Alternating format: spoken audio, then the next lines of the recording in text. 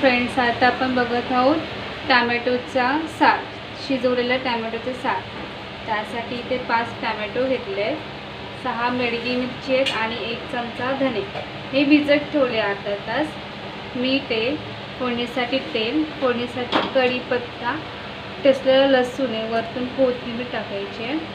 ह्याच्यामध्ये 4-5 लसणीच्या पाकळ्या, अर्धा कांदा, हळद आणि अर्धी वाटी खोबरं वाटण्यासाठी। आता बेडगी मिरची आणि धने आपण वाटून घेऊया। पहिला वाटून झालं आपले मिरची आणि धने, बारीक पेस्ट केली आहे। आता आपण त्यात कांदा, खोबरं, लसूण, हळद वाटून घेऊया। पाणी टाकून बारीक पेस्ट वाटून घ्यायची।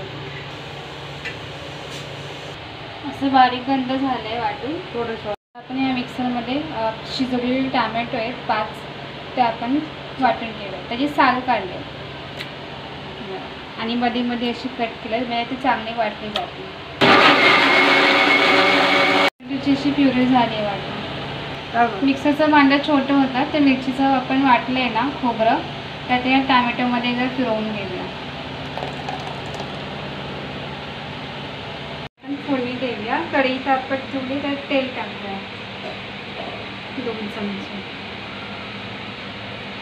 झाकण ठेवूया। तापलं आहे, त्याच्यात आपण लसूण आणि कढीपत्ता झाकण ठेवूया। थोडंसं लसूण आणि कढीपत्ता झालं तडतडला की आपण त्यात वाटलेलं टॅमॅटोचं मिश्रण टाकूया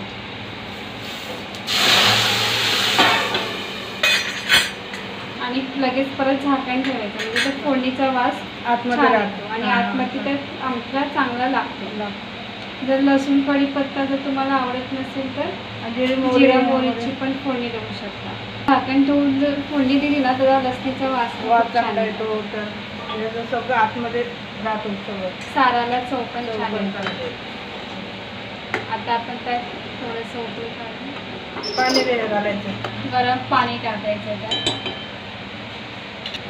जसं तुम्हाला घट्ट हवं, पातळ हवं तसं पाणी टाकायचं। थोडंसं उकळी येते तर आपण त्यात कोकम टाकूया, सांगायला विसरले, म्हणजे थोडंसं आंबट पण आहे, टॅमॅटोला जास्त आंबटपणा असतो ना म्हणून, आणि चवीनुसार मीठ टाकूया।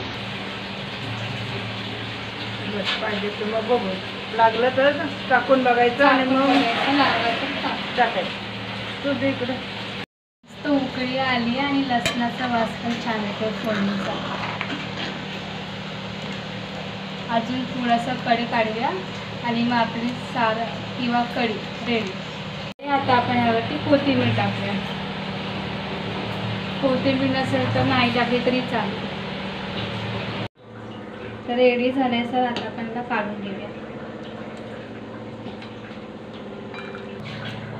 टॅमॅटोचा कढी बोला किंवा सार बोला, किंवा जेव्हा आजारपणामध्ये चव नसेल तर तेव्हा पण हा नुसता पिऊसुद्धा शकता, छान लागतो। आणि फोडणीचं पण लसणाचा वास अजूनपर्यंत आहे, आणि जेव्हा पिता ना तेव्हा त्याला टेस्ट पण छान येते लसणीचा, फोडणीचा। तर तुम्हाला रेसिपी आवडल्यास लाईक करा, शेअर करा, सबस्क्राईब करा। Thank you, bye bye.